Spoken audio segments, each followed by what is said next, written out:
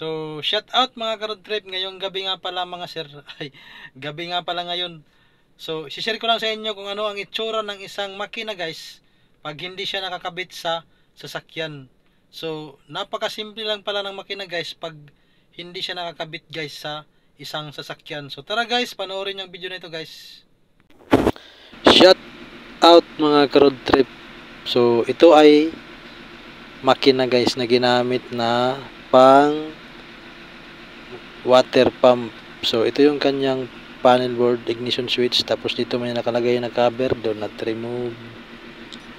So sa ilalim, ayan yung kanyang gas tank, tapos radiator, tapos cooling system, tapos ito naman yung kanyang alternator para magkakarga siya sa battery habang umaandar. Tapos dito yung kanyang engine support kung sa sasakyan mayroon siyang engine support. Tapos ito guys, dito dumadaan yung hangin, dito siya humihigop ng hangin papunta sa makina.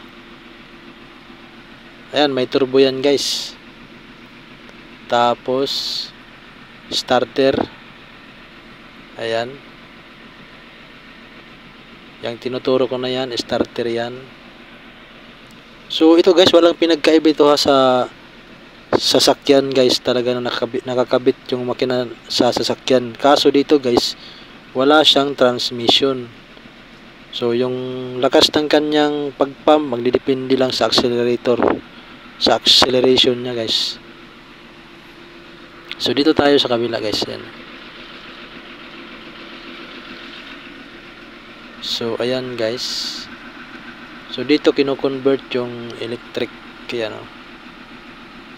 May mga instruction naman dyan guys, paano siya gamitin. So wala na tayong control dyan kasi hindi natin alam yan. So dito lang tayo sa makina magpo-focus. So dito sa kabila, nandito yung kanyang, ayan guys, ayan, oil filler gauge sa taas yan.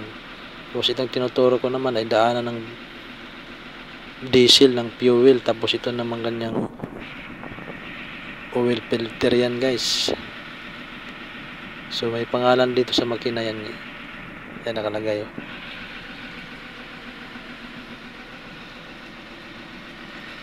So wala naman siyang pinagkaiba sa sasakyan guys. Ganun pa rin kasi makina ito ng sasakyan eh. Makina ng sasakyan. So yung injection assembly,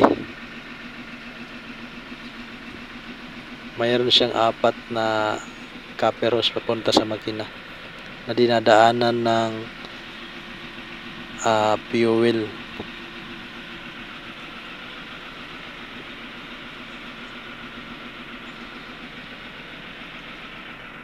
So ayan guys, so di ba?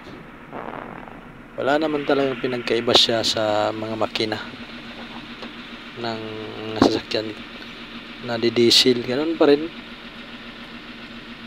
So napakasimple lang talaga ng makina guys kung hindi siya nakalagay sa sasakyan. Kasi sa sasakyan kasi guys, magulo siya tingnan kasi marami naman kinakabit doon. Mayroon siyang aircon, may mga ilaw, may mga wiring.